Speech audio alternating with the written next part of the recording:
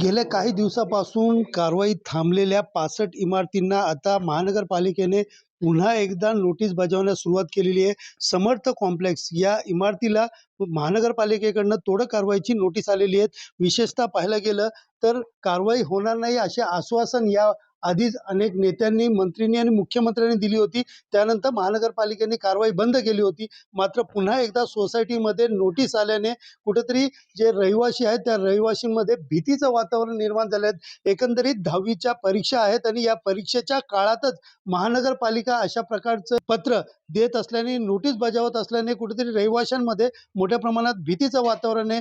काम वगैरे सोडून या ठिकाणी जे रहिवासी आहेत ते पुन्हा एकदा बैठक घेऊन या ठिकाणी आत्ता करायचं काय अशी चिंता यांच्यामध्ये आहे. गेल्या वेळेस देखील अशा प्रकारची या ठिकाणी नोटीस बजावल्यानंतर यांनी आत्मदहाचा प्रयत्न करत या ठिकाणी पालिकेला आमची व्यवस्था करा, रेरा प्रकरणाच्या कागदपत्र तपासून आम्ही घर घेतल्याचं सांगितलेलं. त्यानंतर हे कुठेतरी ती कारवाई थांबलेली. नेमकं पुन्हा एकदा पालिकेकडनं नोटीस बजावल्यानंतर कशा प्रकारे या रहिवाशांच्या मनात भीतीचं वातावरण आहे, आपण यांच्याकडनं जाणून घेऊया. काय सांगाल, तुमच्या इमारतीला पुन्हा एकदा पालिकेने नोटीस बजावली, काय नेमकं त्या नोटीसमध्ये आहे? तर नमस्कार, माझं नाव गणेश आणि मी समर्थ कॉम्प्लेक्सकडचा रहिवासी आहे. आणि 2020 मध्ये आम्ही इथे घरं घेतली होती, ज्याच्यामध्ये आम्ही रेरा डॉक्युमेंट्स वगैरे पाहिले होते. आणि ते सगळे डॉक्युमेंट्स व्हेरीफाय करूनच आमच्याकडे आम्हाला बँक लोन देखील सँक्शन झालं होतं. सो जनरली बँक जेव्हा लोन देते ते हे सगळे डॉक्युमेंट्स व्हेरीफाय करून देते. तर त्यामध्ये आम्ही आमच्यासारखे सामान्य व्यक्ती डॉक्युमेंट व्हेरिफिकेशन करणं हे शक्य नाही. आणि ज्याप्रमाणे आम्हाला प्रधानमंत्री आवास योजना ही देखील भेटली गेली, मग त्याप्रमाणे आम्हाला हे पूर्ण जेन्युइन कन्स्ट्रक्शन असं वाटलं. त्यामुळे आम्ही इथे इन्व्हेस्टमेंट वगैरे केलं. आणि त्याच्यानंतर जेव्हा आम्हाला कळलं की ही बिल्डिंग अनधिकृत आहे, मग त्यानंतर आम्ही भरपूर वेळा दिपेश म्हात्रे सरांना निवेदन दिलं. नंतर अध्यक्ष रवींद्र चव्हाण सरांना देखील भेटून आलो आहे. आणि उपाध्यक्ष उपमुख्यमंत्री एकनाथ शिंदे यांना देखील निवेदन दिलं होतं.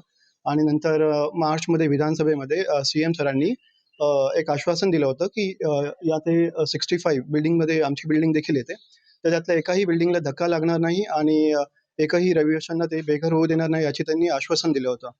मग या आश्वासनानंतर देखील KDMC पुन्हा इथे नोटीस वगैरे पाठवते. मग याच्यामध्ये जस्ट मला एक प्रश्न विचारायचा होता की CM साहेबांचं आश्वासन मोठं की KDMC मोठी आहे? हा प्रश्न उभा राहिलेला आहे. तरी ज्या पद्धतीने महानगरपालिका कारवाई करते, मात्र 10वीच्या आता परीक्षा सुरू आहेत. काही विद्यार्थी आपल्या इमारतीमध्ये आहेत. त्यांचं कुठेतरी त्यांची फॅमिली देखील डिस्टर्ब झालंय. परीक्षेवरती देखील परिणाम आहे. काय सांगाल की बाकीच्या वेळेला सोडून याच वेळेला कसं त्यांच्याकडनं, पालिकेकडनं तुमच्यावरती ज्या पद्धतीने देतात त्रास द्यायचं काम सुरू आहे? हो, मागच्या वेळेला पण तेव्हा पण एक्झामचाच कालावधी होता आणि आता सुद्धा मुलांच्या 10वी असे नाही 10वीच्या मुलांना पण सगळं कळतं. बाबा आपल्यावर आलेलं संकट वगैरे सगळं मुलांना कळतं. मग ह्या गोष्टी ह्या लोकांना कसं नाही कळत? आणि मेन म्हणजे एवढं CM साहेबांनी सांगितलेलं असताना सुद्धा आमची बिल्डिंग 65 मध्ये आहे. मग ह्या बिल्डिंगला कंटिन्यू का म्हणजे नोटीस येतात आणि आम्हाला कंटिन्यू त्रास देतात. आता कालच हे लावल्याच्यानंतर आम्हाला एवढं म्हणजे टेन्शन आलं. आता माझी पण मुलगी B.Edला आहे. मग त्या B.Edचा पण अभ्यास काही साधा सोपा नसतो ना. मग या मुलांनी जायचं कुठे, आम्ही जायचं कुठे हे पहिलं. आणि KDMC वारंवार हे जर करत राहिली तर आम्हाला बाबा आत्महत्येशिवाय धंदा दुसरा कामच नाही करणार आम्ही. तेच करणार. कारण आम्हाला आता पर्याय नाही. एवढं आमच्यावर कर्ज झालेलं आहे. मग त्याचं काय? फक्त तोडणं हेच काम. त्याच्यावर सोल्युशन काहीच नाहीये. आणि यायचं, नोटीस लावायचं आणि आम्हाला त्रास द्यायचा. आणि उद्या डिप्रेशनमध्ये आम्ही गेलो किंवा आमच्या पुरुषांना किंवा मिस्टरांना काही झालं तर कोण भरपाई देणार याची? किंवा आम्ही काही करू शकतो. कारण आता आम्हाला बाबा दुसरा त्रास सहनच नाही होत आहे. ताई, याआधी आपण पाहिलं तर रस्त्यावर उतरलेलो, पेट्रोलच्या बाटल्या देखील घेतलेल्या, मोठे आंदोलन केले. आता काय भीती आहे आणि पुढचा निर्णय तुम्ही काय घेणार आहात? आम्ही आता आत्महत्येशिवाय काहीच करू शकत नाही. आम्ही आत्महत्याच करणार बस. ह्याच्यापुढे काही करू आम्हाला हा त्रास दिला जातोय फुकटचा. आम्ही रक्ताचं पाणी करून हे घेतलंय. जेवढं होतं तेवढं ह्याच्यामध्ये ह्या बिल्डिंगमध्ये घातलंय, पैसा होता तेवढा. आणि आता आम्ही जाणार कुठे?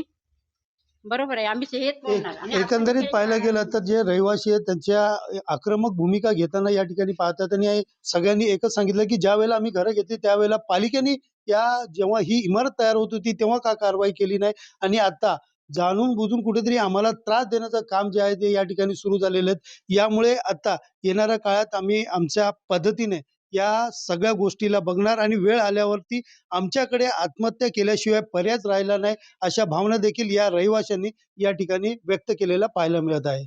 सुनील जाधव, TV9 मराठी, डोंबिवली.